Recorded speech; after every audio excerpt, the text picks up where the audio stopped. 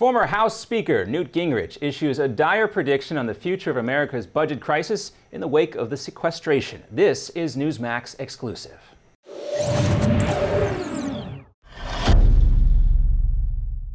Hello and welcome to Newsmax exclusive. I'm John Bachman. And I'm Kathleen Walter. President Obama now walking back claims of doomsday after sequestration arrived without the catastrophic consequences he predicted.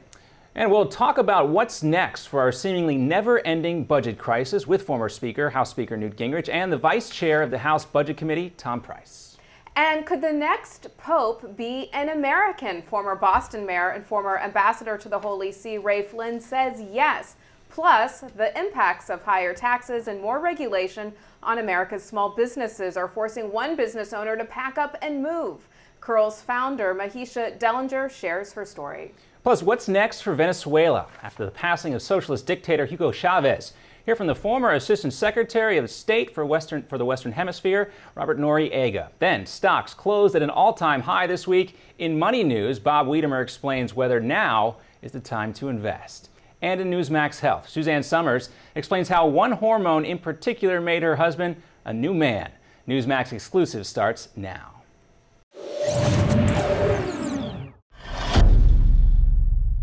A dire prediction from former U.S. House Speaker Newt Gingrich, who says the nation is on track for a very long and protracted budget battle.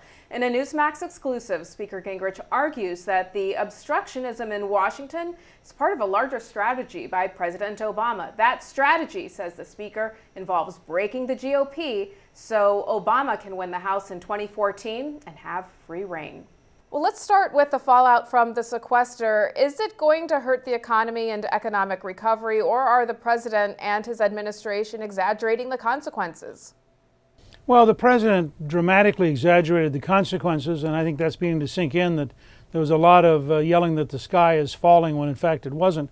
It'll probably slow down the economy a little bit in the short run, but it may make the economy a lot better in the long run by showing some willingness to cut government spending and reduce the deficit, and that may actually strengthen the economy over the next 2 or 3 years. Speaker Boehner on Meet the Press this weekend said there are big disagreements between the two parties and that he doesn't think anyone quite understands how it gets resolved. Republicans are holding firm in their demands for entitlement cuts. Meantime, Obama wants higher taxes. Why can't both sides come to an agreement, and how would you get this resolved? Well, I think there is a fundamental difference. President Obama already got a $600 billion tax increase, promptly turned around and said he wanted another tax increase. I think conservatives want a smaller government. They want less power in Washington. They want people to have more take-home pay and people to have more jobs and to have an ability to take care of themselves, not rely on Washington bureaucrats. So there is a fundamental difference, and I think it's frankly going to take several years of working through this and may well take the elections of 2014 and 2016 to finally settle the issue. Now, Speaker Boehner said he agreed to allow one tax increase for the president and has implied he will concede no more, yet he's also not ruled out raising taxes. Some Republicans, like Senator Kelly Ayotte, are willing to consider tax increases, though only as part of a major budget deal. Are you concerned the GOP will cave on taxes, and is it wrong for the party to raise taxes no matter what the circumstances? Well, the history of Washington, all the way back to Ronald Reagan, is that the Democrats promise you they'll cut spending if only you'll raise taxes. You end up raising taxes and they don't cut spending. And Reagan said in his diary that that was one of the biggest mistakes of his presidency. I'd be very cautious and say that I don't think we are undertaxed as a country. I think we're overspent. And I think that we need to take some very significant steps. And frankly, if you get economic growth, and if you develop our mineral resources, just the royalty payments in oil and gas could lead to as much as $60 billion a year in additional revenue. So you could get more revenue through economic growth. If the president would okay the Keystone Pipeline from Canada, that's 23,000 jobs. That's those 23,000 people paying taxes. That increases revenue without having to raise taxes. Is a tax hike all but certain with a second Obama term? Well, we've already had a tax hike that's going into effect right now. I'm not certain that there's going to be another tax hike that's very major unless he ends up winning control of the House in 2014. And I think his whole effort is frankly aimed at winning in 2014, not at governing this year, but at setting the stage for a fight where he can defeat the Republicans in 2014. Now, conservative lawmakers Representative Tim Huelskamp and Jim Bridenstine are urging House leadership to defund President Obama's health care law by refusing to pass any and all appropriations bills funding it. Should the GOP defund Obamacare? Is this something leadership should consider seriously? I think it's very hard to do. He's the president. He won the election. He actually turned the corner on getting people to think it was a good idea. I think what they should do is take every single major problem and use it as an excuse to reform the law towards more freedom, more local control, more relationship between you and your doctor, not you and a Washington bureaucrat. And I think there'll be lots of opportunities over the next 3 or 4 years to keep shifting the Obamacare bill so it actually ceases to be a national bureaucratic bill and allows us to return to you and your doctor being in charge of your health care. And I think you could do that pretty effectively, and the president would have a hard time stopping you. Now, Secretary of State John Kerry has just released $250 million in U.S. aid to Egypt as a reward for political reforms. What do you make of this, especially amidst the backdrop of sequestration? Well, I have grave doubts about the whole Muslim Brotherhood government of Egypt. I think that it's very, very dangerous for us to be propping them up. The political opposition was opposed to us giving them the money, and this administration seems to be willing to tolerate a great deal of Islamic extremism that's very anti-Christian and very anti-Jewish. And I don't frankly understand why they're so tolerant of some of the things that are going on in the Middle East that we are funding. Speaker Gingrich, President Obama said in the State of the Union that if Congress doesn't act on key issues, that he will by executive order. He has a record of doing this. It's been reported that he's planning, without congressional approval, to reduce the country's nuclear arsenal by 1/3. Does this strike you as constitutionally allowed, and how can Republicans stop the president's arbitrary use of power? Well, I think it depends on what each law says. Certainly, presidents are allowed to issue, all the way back to George Washington, executive orders within the law because they're orders to execute the law. They can't rewrite the law by executive order. Anytime he tries to do that, somebody should file a lawsuit. And anytime he goes too far, the Congress ought to cut off funding. I mean, that is a legitimate funding crisis. If the president's behaving in ways that are dictatorial and outside the law, then Congress has an absolute obligation to cut off the money. Mm-hmm. Speaker Gingrich, earlier in our interview, you touched on Bob Woodward. He recently claimed that the White House threatened him for going public with a story that the sequester was something that the White House created. But after releasing an email from Gene Sperling, many conservative commentators noted that no explicit threat was made, in their opinion. However, a number of journalists, including Democrat Lanny Davis, Washington Post columnist Jennifer Rubin, and national journalist editorial director Ron Fournier, all have said they had similar experiences. What do you make of this? White Houses tend to bully the media anytime the media doesn't behave nicely to them. John F. Kennedy at one point kicked the Herald Tribune's reporter out of the White House press pool.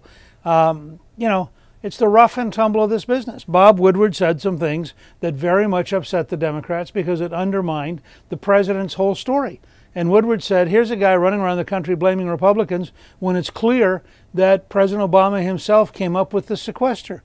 And Woodward won that round.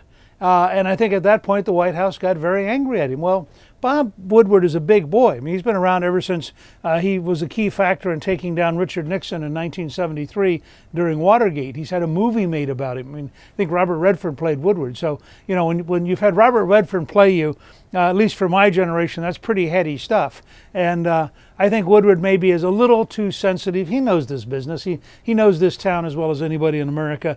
And he knows that you step on a president's toes, one of his staff tries to kick you. Speaker Gingrich, a number of Republicans have said the president has no interest in working with the GOP, but instead wants to break and destroy the Republican Party. Is Obama trying to destroy the GOP, or is he just doing what you talked about earlier? Is this more about winning the House in 2014? Destroy is too strong a word. He would not mind if the Republicans stayed around as an irrelevant minority. But he certainly wants to break the House Republicans. He wants to set up a 2014 campaign that would give him the last 2 years of his presidency governing with a Democratic House and a Democratic Senate. He is working overtime to defame the Republican Party and narrow it into a small box that is isolated from the American people. And I think Republicans have to understand this, that there's a consistent, I just wrote a paper which I'll give Newsmax, in which I outlined the cynicism and the deliberate strategies of the Obama team. And Republicans need to understand this is what he wants to do. He doesn't want to negotiate. He doesn't want to solve problems. He wants to redefine the Republican Party so that it is unacceptable to a majority of Americans, so he can win in 2014 and then have a free rein to govern for 2 years, imposing a very left-wing America on the rest of us. Now, there seems to be a schism within the party pitting the conservatives against the establishment. Some say that this could hurt the party's chances in 2014 and 2016 unless the party unifies. What words of wisdom do you have for the party moving forward? Focus on a better American future. Forget inside the party fighting. Forget being anti-Obama. Figure out what is it we can do as a nation to create jobs. What can we do to have better health care? What can we do to have better education? How can we get America moving again? If we're the party trying to help the American people, we will be much better off than if we're just the anti-Obama party. Now, it's still early, Mr. Speaker, but does the GOP keep the House and can it win back the Senate in 2014? I think we probably keep the House and we can probably win back the Senate. We have a lot of work to do. As you know, I've written a paper at gingrichproductions.com that outlines 23 areas we have to work on. I think Chairman Wright's previous is doing the right thing, reaching out to minorities, touring the country, visiting with people. He really wants to build a broader, bigger, more inclusive Republican Party, and that's what we have to do to win in 2014.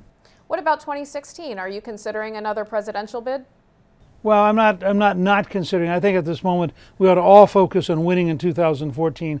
Last question for you, Mr. Speaker, is on the papal conclave in Rome. You are a Catholic. What should the world's cardinals be looking for in determining who the next pope will be, and could the next pope be an American? Well, I think it could be an American, but it's very, very unlikely. I think this is probably obvious, but I think the cardinals will hopefully stop and submit themselves in prayer to God, and will seek to open their hearts and their minds to God, and will seek wisdom from God. I think ideally a pope is not picked by the cardinals. Ideally a pope is picked by the Holy Spirit. And I think when they go into the Sistine Chapel for the conclave, I hope their attitude will be reverential and that they will really try to understand at this moment in time, what does the human race need in a Catholic Church? What can a Catholic Church bring to save people across the planet? All right, former House Speaker Newt Gingrich, thanks for being with us today. Great, thank you.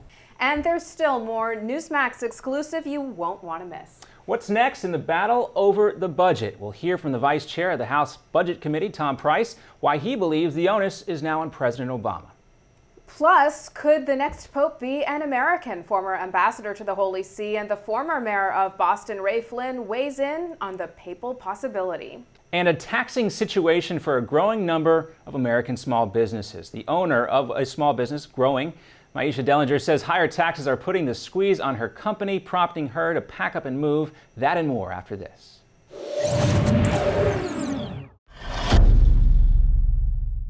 Meet Jim. Like many of us, Jim enjoys a busy life. Between work, family, and friends, his days zip along. And Jim has the energy to tackle almost anything. But lately, Jim's get up and go has literally taken on a new meaning. Jim's always put focus on a full night's sleep, but it seems like these days, he's up and down to go to the bathroom so many times he can barely wake up in the morning. His prostate concerns have him sad, tired, and worried. Activities that were once enjoyable now seem like a chore for Jim. His golf game is at the mercy of his bathroom schedule. Family outings are planned around it too. Jim even has difficulty going to the bathroom. He's tried so many prostate remedies he can't keep them straight, and nothing ever seems to help. Then Jim found out about Prostate Revive, the all-natural dietary supplement specifically formulated for men, targeted towards improving and sustaining normal prostate function.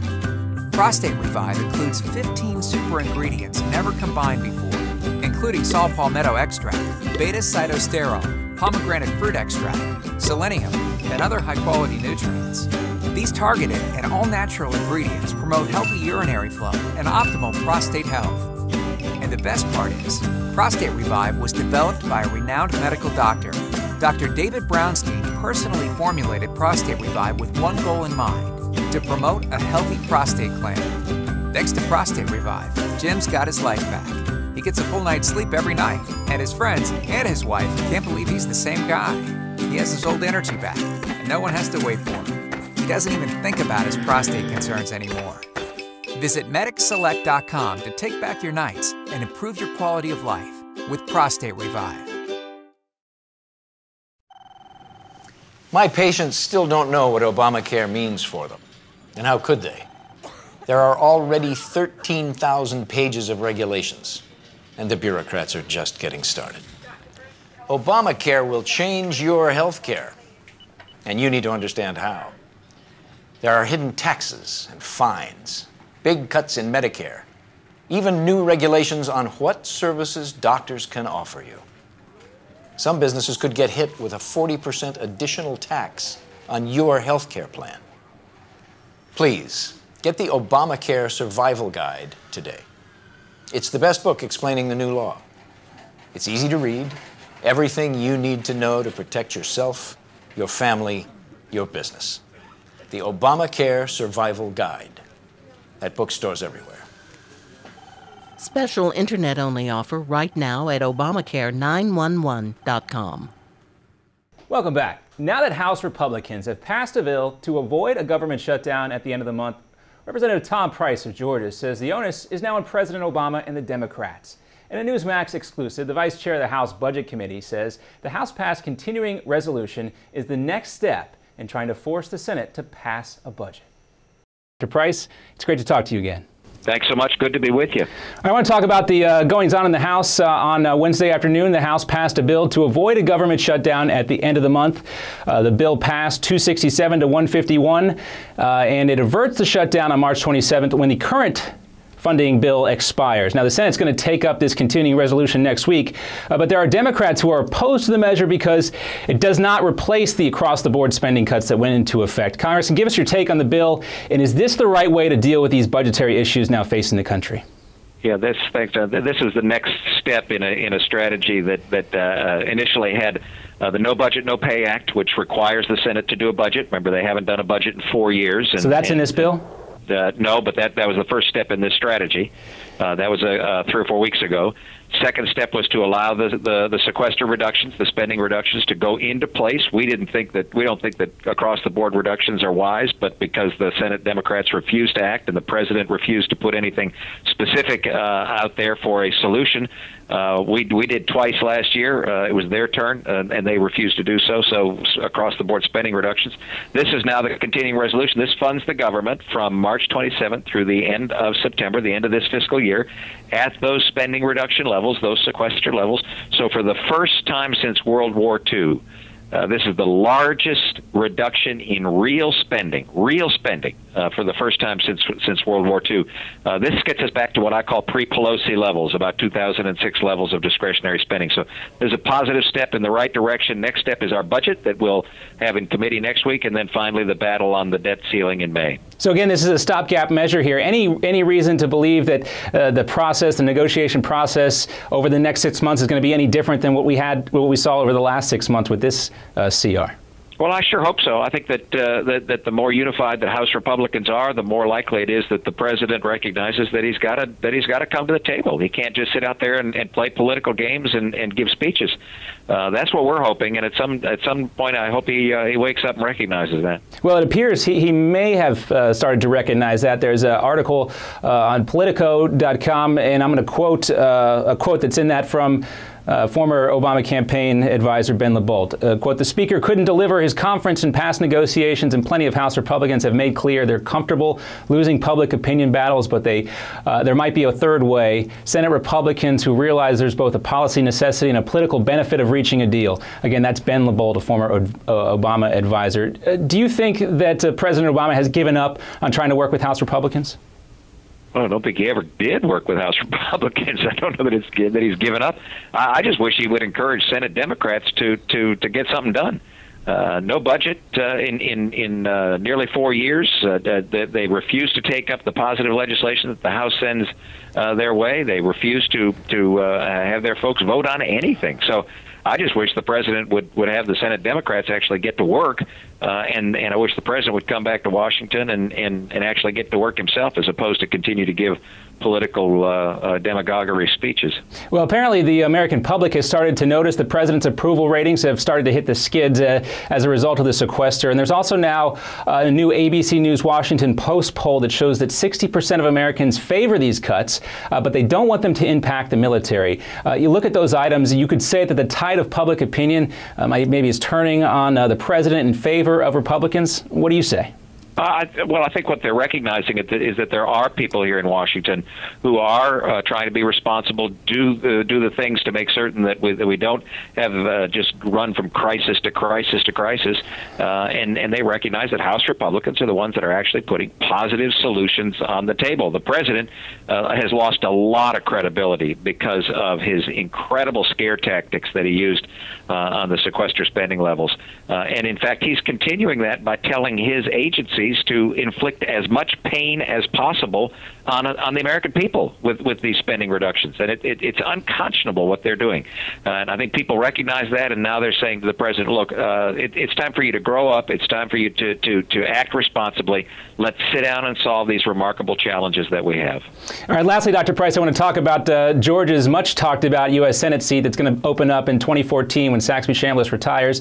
I just want to read a quick excerpt from a story that was posted on the Atlanta Journal-Constitution just a few minutes ago. I'm quoting this now. The jockeying for space on the right in Georgia's U.S. Senate race is underway on the floor of the U.S. House. Only 14 House Republicans broke from leadership to oppose the bill, the one we talked about, the continuing resolution bill, which passed easily. Among them were Paul Brown of Athens, Phil Gingrey of Marietta, and Jack Kingston of Savannah. Meanwhile, Tom Price of Roswell voted in favor of the bill, perhaps a sign that he will not run and perhaps a sign of a commitment he made 2 months ago.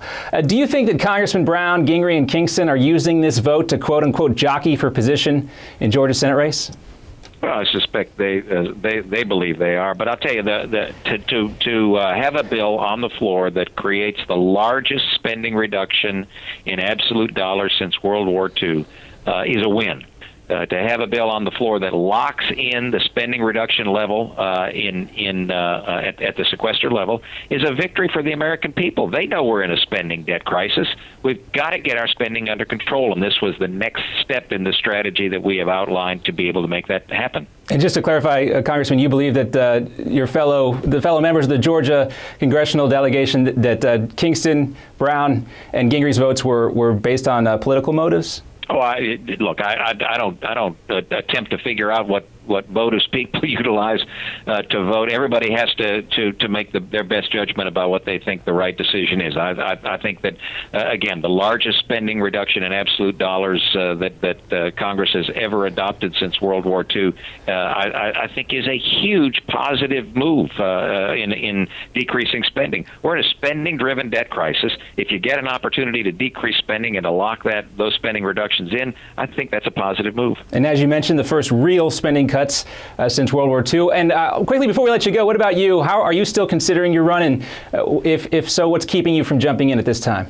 Well, as the vice chairman of the budget committee and working specifically with Paul Ryan on this strategy itself through sequester and the continuing resolution and the budget that we will have in our committee and on the House floor over the next 2 weeks, and then leading into the huge debate and discussion and battle on the debt ceiling coming in May, my focus is on as it should be, on the policy that is the greatest threat to our nation's future right now, and that is the spending-driven debt crisis. So once we get through that, there's a whole lot of time before the election in 2014. Once we get through that, then we'll make a decision about whether or not we'll run for re-election for our House seat or run for the United States Senate. Fair to say, though, it's in the back of your mind. Well, yeah, when these seats come available, you've got to make certain that you do your due diligence and see where you can serve best. And that's the question that my wife and I have to answer. Where can we best serve? Is it the United States Senate or is it the United States House? Well, I know there's a lot of people in Georgia who would welcome your hat in that ring there. We want to thank you for your time here today, Congressman. Thanks so much for being with us. Thank you. Take care. The Cardinal of Bishops in Rome will soon decide the next leader of the world's Catholics, but could the next pope be an American? In a Newsmax exclusive, I spoke with the former U.S. ambassador to the Holy See and the former mayor of Boston, Ray Flynn, who says it is a papal possibility. He told us why two very popular and beloved U.S. cardinals are seriously being considered. Ambassador Flynn, thanks so much for being with us today. It's good to be with you. Thanks for inviting me. Well, you spent many years as a Catholic within the Vatican. What can you tell us about when the papal conclave will likely convene and how soon we could have a new leader of the Catholic Church? Well, they're hoping to have a new leader of the Catholic Church by 2 weeks before Palm Sunday. And I think they're moving in that direction at this point in time. They'll soon announce the conclave.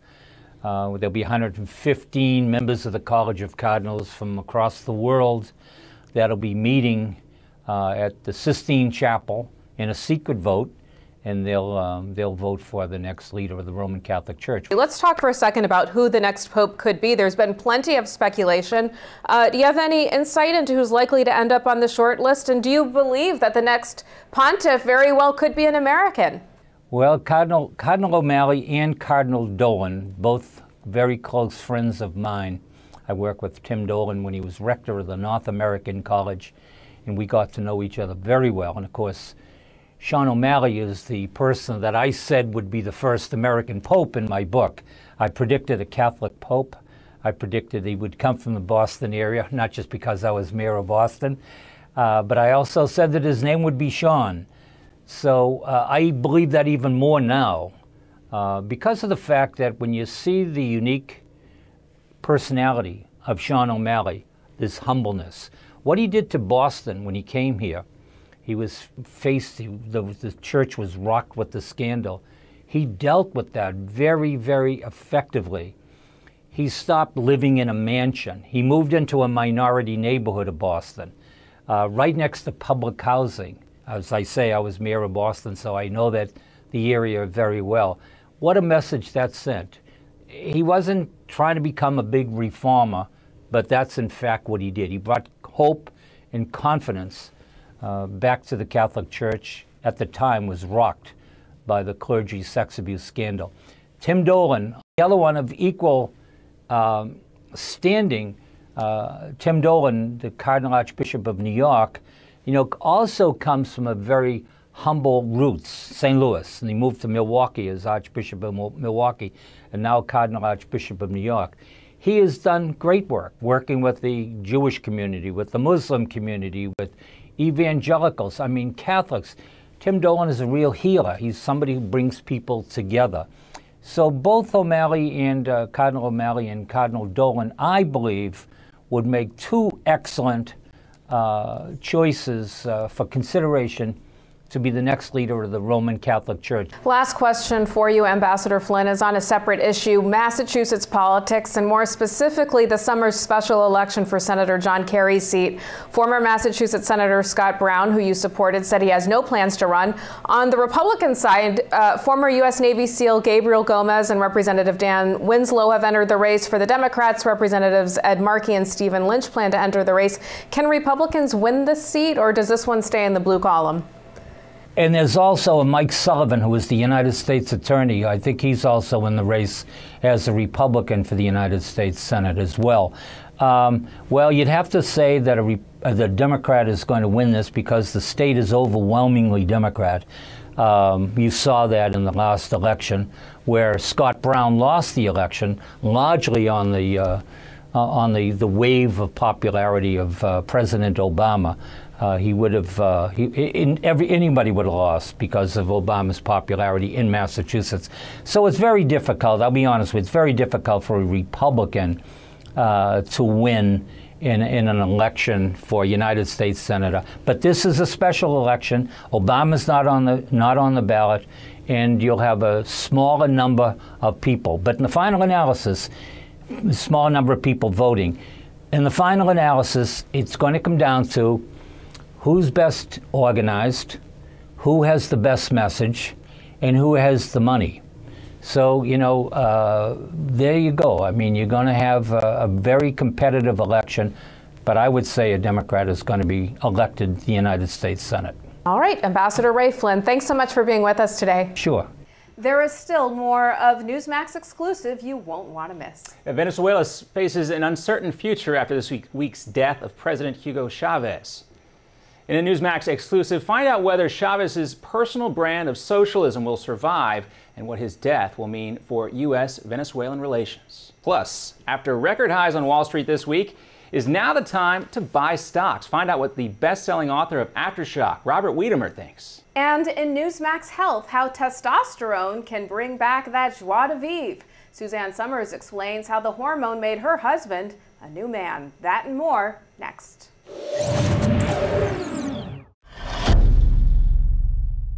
In 2013, half of your friends, family, and neighbors may lose their jobs, all while you are robbed of 90% of your life savings, investments, and home's value. Controversial economist Robert Wiedemer, who was the only expert to predict the recession, has released a startling video with shocking evidence that the powers that be have tried to ban. But that hasn't stopped 50 million people from getting the truth. Watch it at Aftershock911.com. Aftershock911.com. Oh, those boys are much too much. Those boys are much too much. We got the spirit. We're hot. We can't be stopped. We got the spirit. We're hot. We can't be stopped. We're going to beat them and bust them. The smallest moments can have the biggest impact on a child's life. Let's get a little bit rowdy. R-O-W-D-Y. Take time to be a dad today. Call or visit fatherhood.gov to learn more.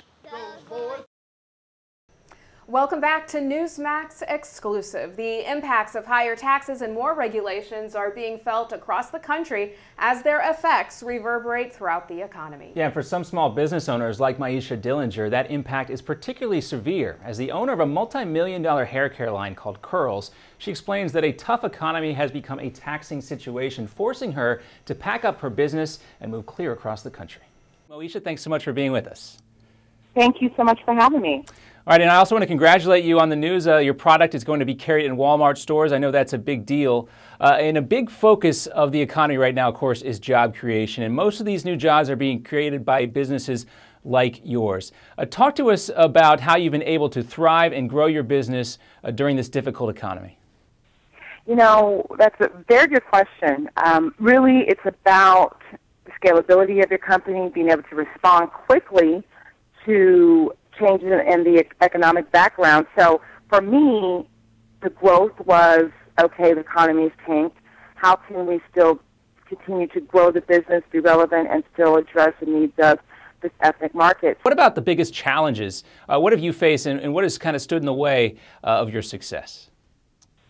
Challenges. Well, I would say that one of the biggest challenges that we face now is now that this market has become more visible to larger multinational companies that own the big brands, they see now after the products are on the shelves at Target that, oh, this is a big market.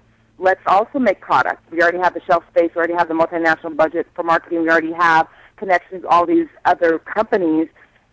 Come in, slap a label on the bottle, say it's for black women, and market it and take that market share. So that's been the biggest challenge, is becoming visible by these multinationals who are 10 times powerful for the dollar revenue behind them, and kind of diluting the market share. So we're really fighting that now. And another challenge, perhaps, do you think it's been harder for you as a woman to start a successful business compared to the challenges that men go through?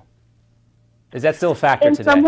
In some ways. Only when it comes to dealing with some men, if I may be honest. This is a beauty industry, but it is typically male-dominated, especially when you go into the board meeting. So sometimes getting that respect can be hard, and that's the biggest challenge, not so much starting the business, but dealing with the counterparts can be kind of difficult. Okay. Well, I also want to talk about taxes as well, because this has been a big issue since taxes have basically gone up on a lot of people. Lawmakers in Washington have continued to debate about our current tax rate, and recently President Obama pushed for and got a tax hike on some of the wealthiest Americans, and also payroll taxes have increased relative to what they were before. What has the impact on these tax increases been on your business? Unfortunate, and actually as a result of that, I'm moving from California to Texas. I'm in the midst of that right now. A lot of folks are doing that. We hear about a lot of people in the tech sector doing that as well. So you're moving from California to Texas to lower your tax burden. I'm in the midst of that. My house closes on the 10th. I'm leaving California, going to Texas. That's going to save, obviously, a lot. California, I love. I'm a native Californian, but I just cannot continue to give as much as I am, and knowing that I could live in another state and not have as much of a tax burden. So it's impacted because of the high amount. There's less to reinvest. I mean, because you have expenses. So, and jobs too. I mean, we're taking away from potential jobs. If I didn't pay as much as I did last year, I would hire more people. So it's quite unfortunate. And I hope that, the powers to be actually will listen and make some changes. And so you say it's time to cut taxes even further. We have this debate going on. Some people say taxes are not high enough. Others say that taxes are too high. You say taxes need to be cut, and that would help your business. On the job makers, yes, absolutely. All right. Well, it's an inspiring story. Maisha, any advice for future business leaders, future business owners who want to follow in your footsteps? Absolutely. I would say first, do your due diligence and just make sure you understand the marketplace before you invest your money and your time.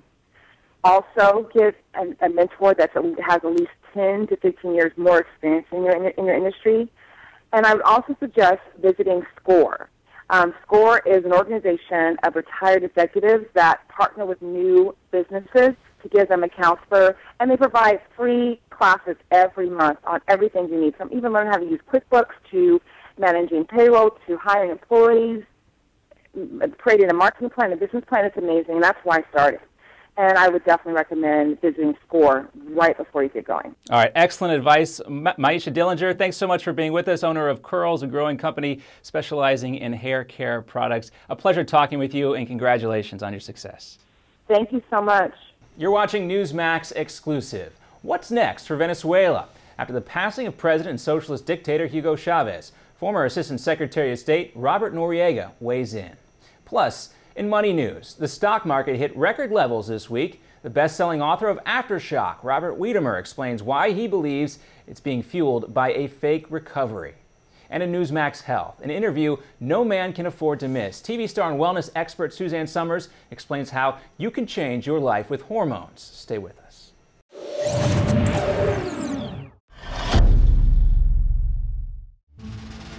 My fellow Americans, in order to understand Obamacare, you can simply get a medical degree and a law degree and listen to this and read through this.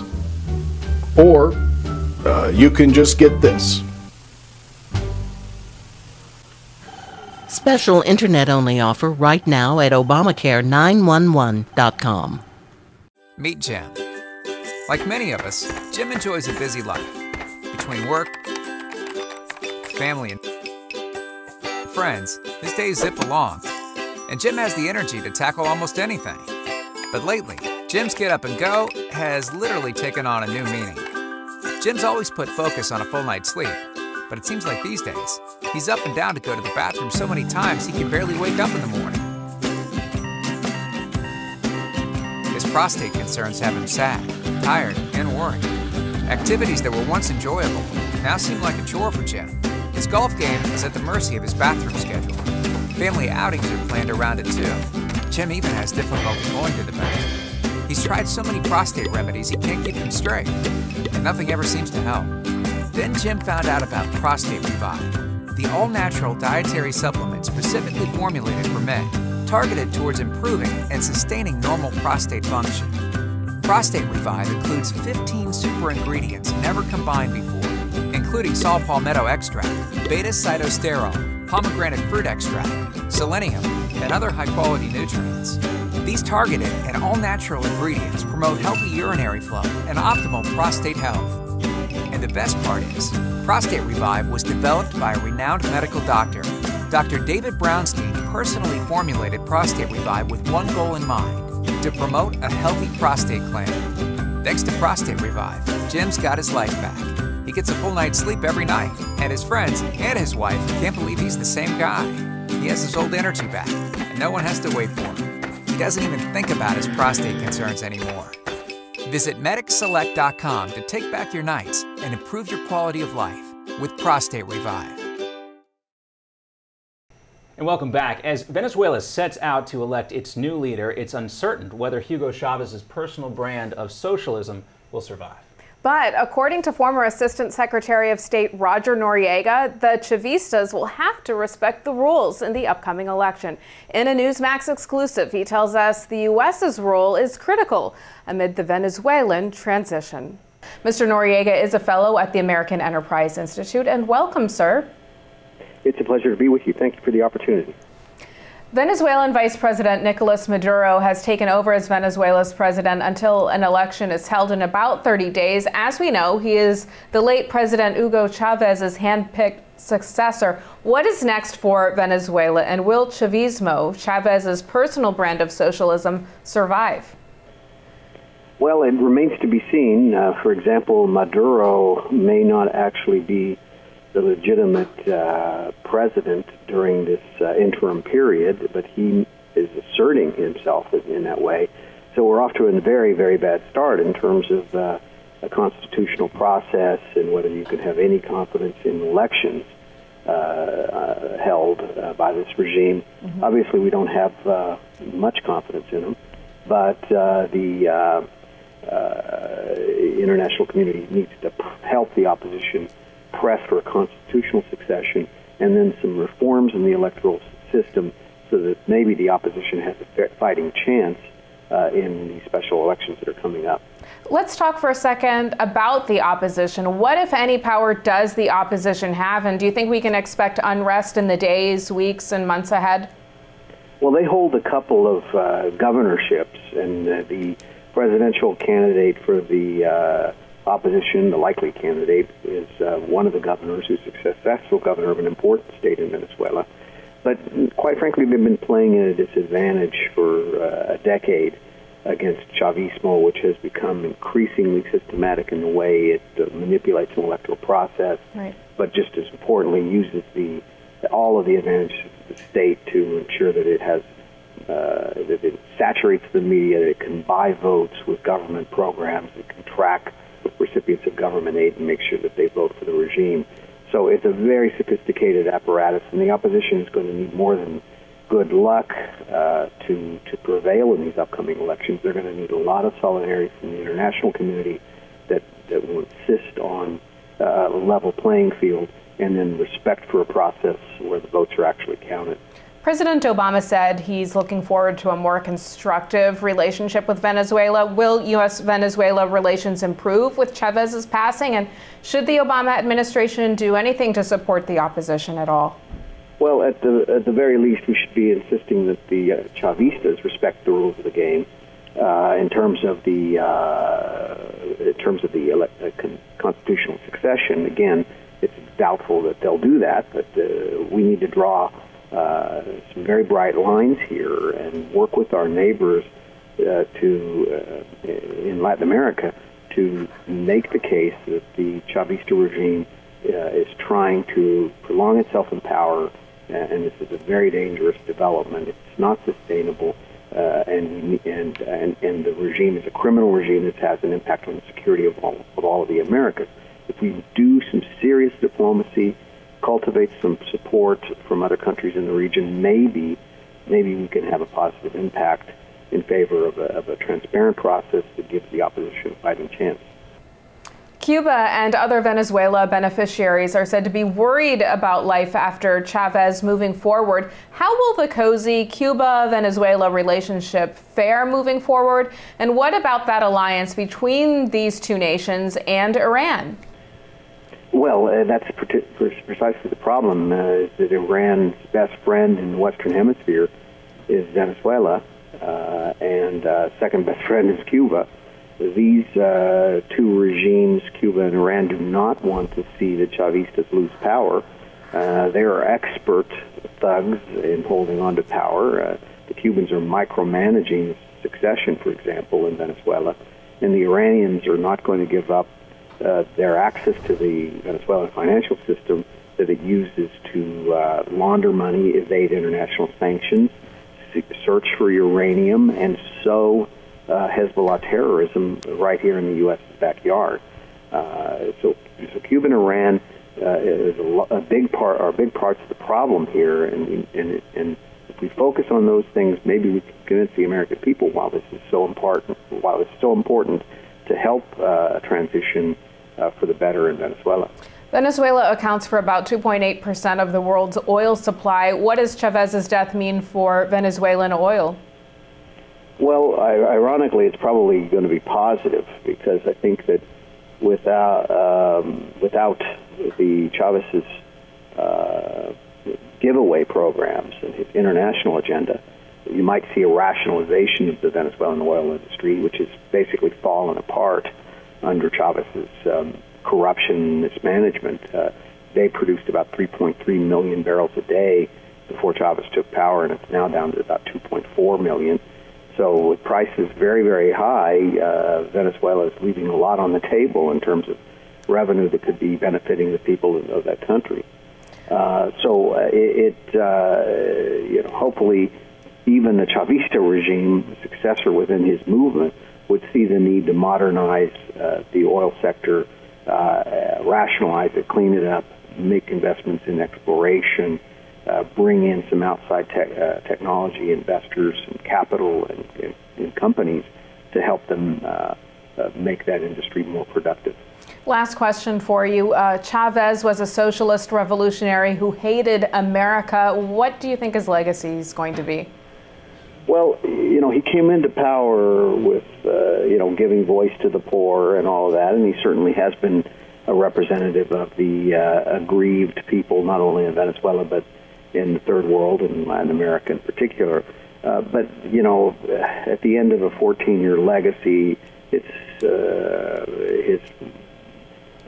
very clear that he's more or less a classic despot who's put his own personal agenda and corruption and policies and ideology ahead of the interests of the Venezuelan people, who are poor today, living in a violent, crime-ridden societies with scarcity of basic goods, petroleum industry that's faltering, infrastructure that's falling apart. So it's, on balance, a fairly negative agenda. Mm-hmm. And the damage he's done internationally is very profound as well. All right, Mr. Roger Noriega, thanks so much for being with us today. My pleasure. Thanks for the opportunity. Stay with us. There's still more Newsmax exclusive ahead. That's right. Stocks soared to record highs this week, but is now the time to buy, sell, or hold? We pose that question to the best-selling author of Aftershock, Robert Wiedemer. His take coming up. And in Newsmax Health, TV star and wellness expert Suzanne Summers shares with us which hormone made her husband a new man and changed his life. That's coming up.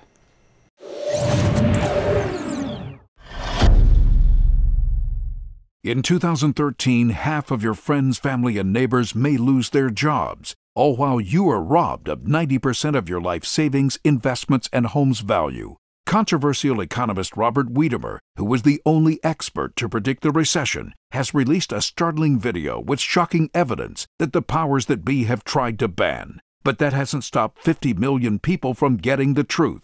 Watch it at Aftershock911.com. Aftershock911.com. Don't worry about the 13,000 pages of Obamacare regulations, because I'll help you. I'm a doctor. Well, sort of. More a dino. Doctor in name only. Okay, I'm a bureaucrat. One of thousands Obamacare is hiring to act like doctors. Make medical decisions for you.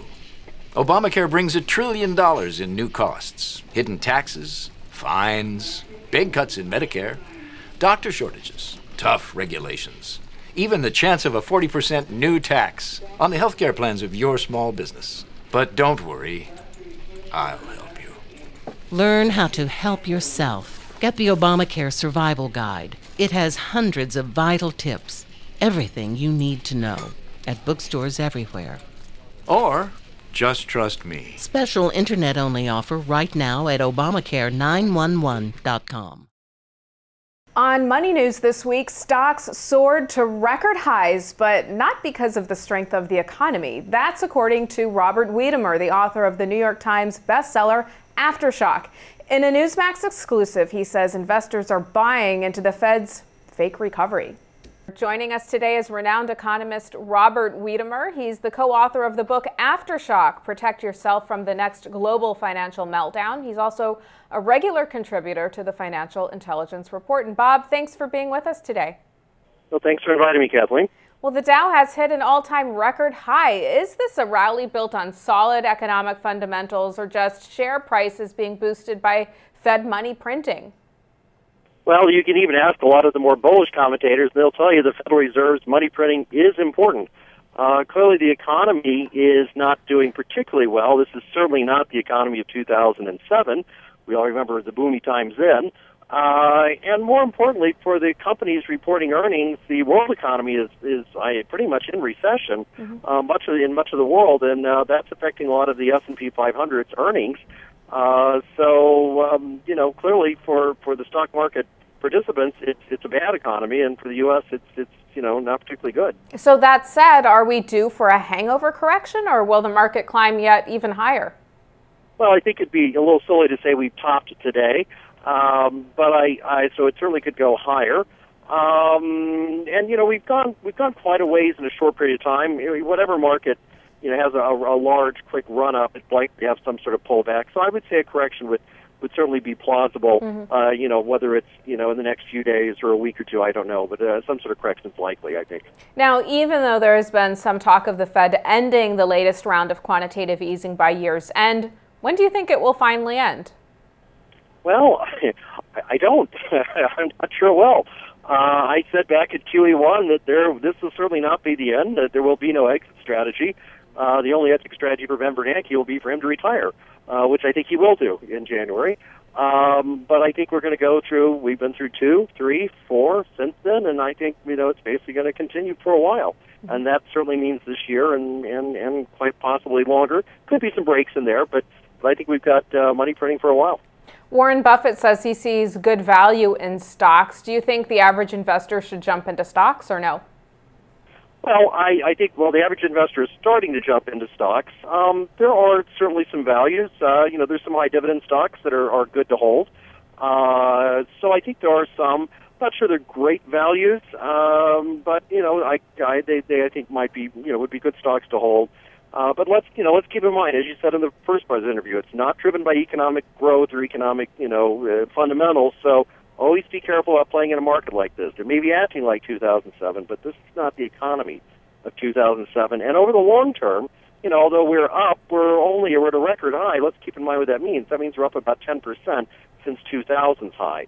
So, and on NASDAQ, we're still down almost 30%. So, let's not assume all stock gains are permanent either. These can go back.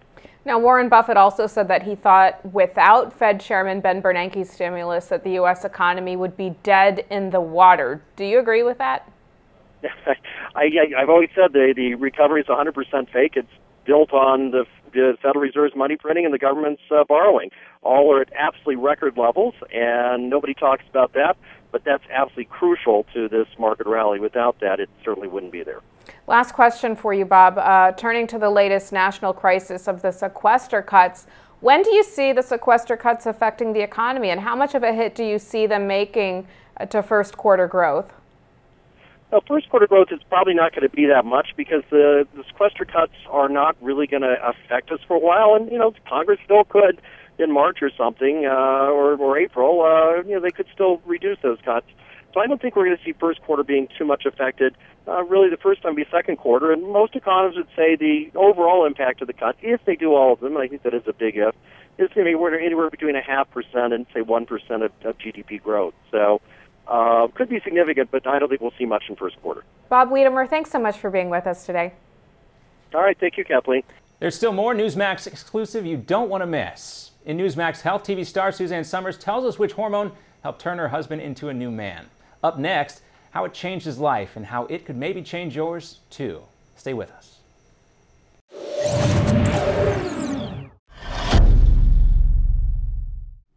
Don't worry about the 13,000 pages of Obamacare regulations, because I'll help you. I'm a doctor. Well, sort of. More a dino. Doctor in name only. Okay, I'm a bureaucrat. One of thousands Obamacare is hiring to act like doctors. make medical decisions for you. Obamacare brings $1 trillion in new costs, hidden taxes, fines, big cuts in Medicare, doctor shortages, tough regulations, even the chance of a 40% new tax on the healthcare plans of your small business. But don't worry, I'll help you. Learn how to help yourself. Get the Obamacare Survival Guide. It has hundreds of vital tips, everything you need to know, at bookstores everywhere. Or just trust me. Special internet-only offer right now at OBAMACARE911.com. Oh, those boys are much too much. Those boys are much too much. We got the spirit. We're hot. We can't be stopped. We got the spirit. We're hot. We can't be stopped. We're going to beat them and bust them. The smallest moments can have the biggest impact on a child's life. Let's get a little bit rowdy. R-O-W-D-Y. Take time to be a dad today. Call or visit fatherhood.gov to learn more.